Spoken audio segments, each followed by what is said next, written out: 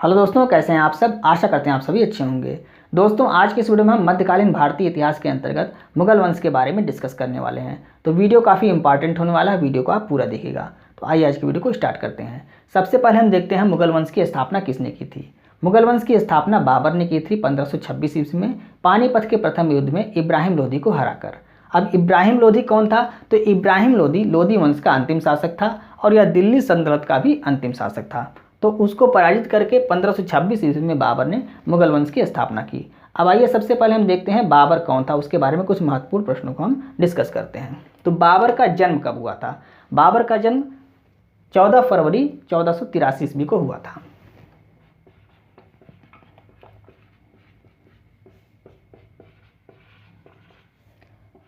इसको आप याद कैसे रखेंगे? तो 14 फरवरी ये डेट तो आप सभी को याद होगी, कोई ऐसा नहीं होगा जिसको यह डेट न याद हो। 14 फरवरी मतलब वैलेंटाइन डे। तो बाबर का जन्म कब हुआ था? वैलेंटाइन डे के दिन हुआ था। और ईयर आपको कैसे याद होगा? तो 14 से 14 आप यहाँ रख दीजिए और 83 में भारत ने वर्ल्ड कप जीता था, तो उससे आप यहाँ पर याद कर सकते हैं कि 83 में इनका जन्म हुआ था, 1483। तो वैलेंटाइन डे के दिन बाबर का जन्म हुआ था और 1483 में इनका जन्म हुआ था। ईयर भी आप याद कर सकते हैं इस तरह से। तो बाबर का जन्म 14 फरवरी 1483 को हुआ था। कहाँ पर हुआ था? फरगना में हुआ था। फरगना में इनका जन्म हुआ था। इनके पिता कौन थे? उमर शेख मिर्जा इनके पिता थे।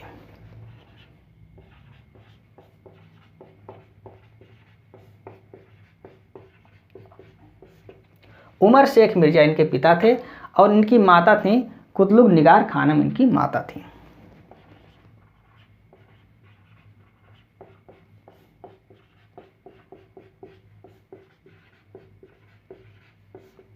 ये इनकी माता थी।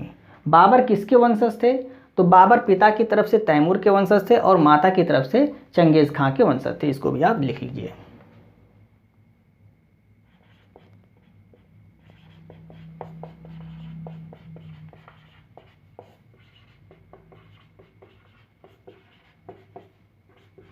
पिता की तरफ से ये तैमूर के वंशज थे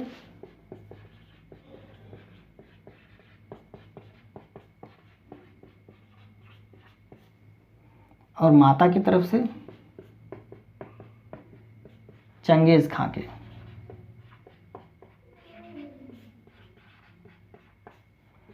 चंगेज खां के वंशज थे।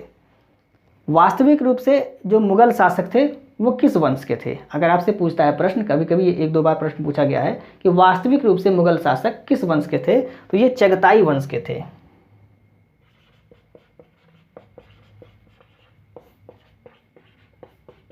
वास्तविक रूप से किस वंश के थे? चगताई वंश के थे जो मुगल शासक थे।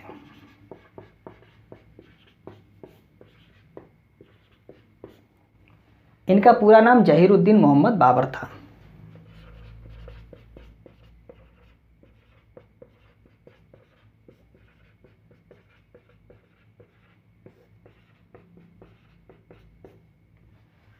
जब ये 11 वर्ष के थे तो इनके पिता की मृत्यु हो गई और 11 वर्ष की आयु में ही इनको फरगना के सिंहासन पर बैठाया गया। कब बैठाया गया? तो 83 में इनका जन्म हुआ था, इसमें 11 आप ऐड कर लीजिए। 1494 में इनको सिंहासन पर बैठाया गया। कहाँ के? फरगना के सिंहासन पर।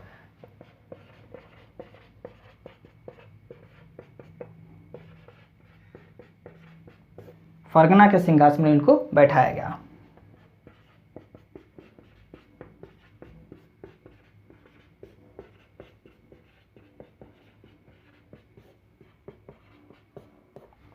पंद्रह सौ एक ईस्वी में बाबर का युद्ध सैबानी खां के साथ हुआ था, जिसमें बाबर की पराजय हुई थी। इसके बारे में एक दो बार प्रश्न पूछा गया है। वह कौन सा युद्ध था? सर ए पुल का युद्ध था। यहां पर लिख देते हैं,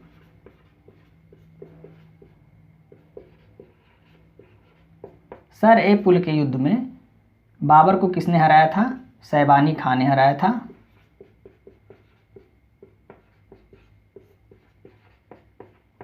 सैबानी खां ने हराया था। और यह युद्ध कब हुआ था? 1501 ईस्वी में हुआ था।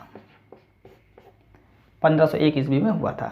इसके बारे में भी कभी कभी पूछ लेता है आपसे प्रश्न कि किस युद्ध में बाबर को सैबानी खां ने हराया था।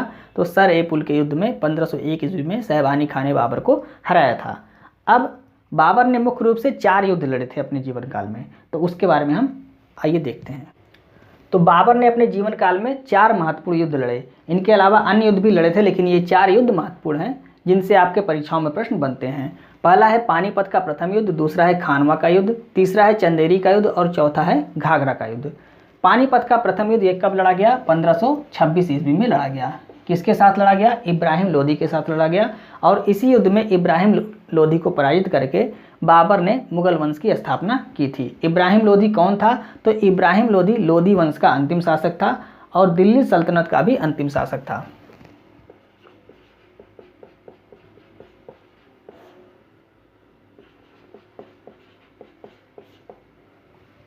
दूसरा है खानवा का युद्ध। यह युद्ध 1527 ईस्वी में लड़ा गया। किसके बीच लड़ा गया? तो मेवाड़ के राजा राणा सांगा के बीच।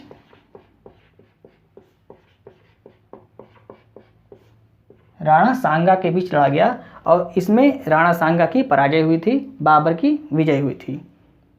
अब आते हैं तीसरा युद्ध। तीसरा है चंदेरी का युद्ध। चंदेरी का युद्ध 1528 ईस्वी में लड़ा गया। किसके साथ लड़ा गया? मेदिनी राय के साथ लड़ा गया। इसमें मेदिनी राय की पराजय हुई थी, बाबर की विजय हुई थी। चौथा और आखिरी युद्ध, ये बाबर के जीवन काल का आखिरी युद्ध था, घाघरा का युद्ध। ये कब लड़ा गया? 1529 ईस्वी में लड़ा गया। किसके साथ लड़ा गया? महमूद लोदी के साथ लड़ा गया है।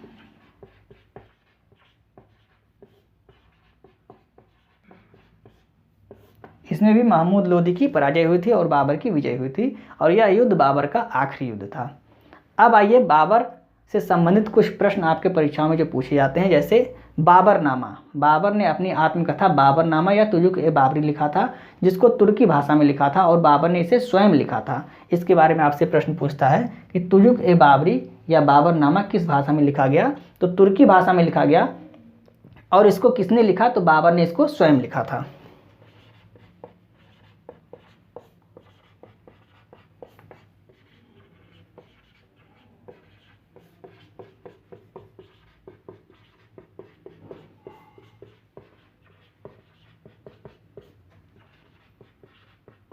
तुर्की भाषा में लिखा गया और बाबर ने इसे स्वयं लिखा था।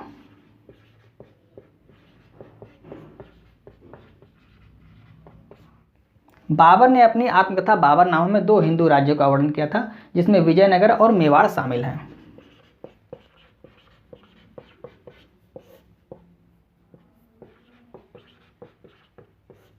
इन 2 हिंदू राज्यों का वर्णन किया था।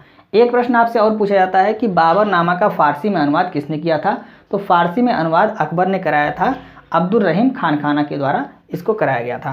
तो किसने किया था? अब्दुल रहीम खान खाना ने फारसी में अनुवाद किया था। और किसने कराया था? तो अकबर ने कराया था।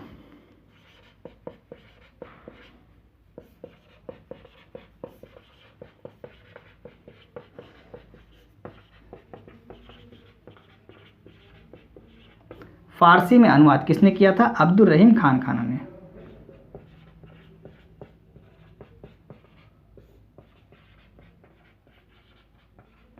और किसने कराया था? अकबर ने कराया था। तो ये थे बाबर से संबंधित महत्वपूर्ण प्रश्न जिनसे परीक्षाओं में प्रश्न बन सकते हैं। उन सभी प्रश्नों को हमने यहाँ पर डिस्कस करने की पूरी कोशिश की है। उम्मीद करते हैं आपको समझ में आ रहा होगा।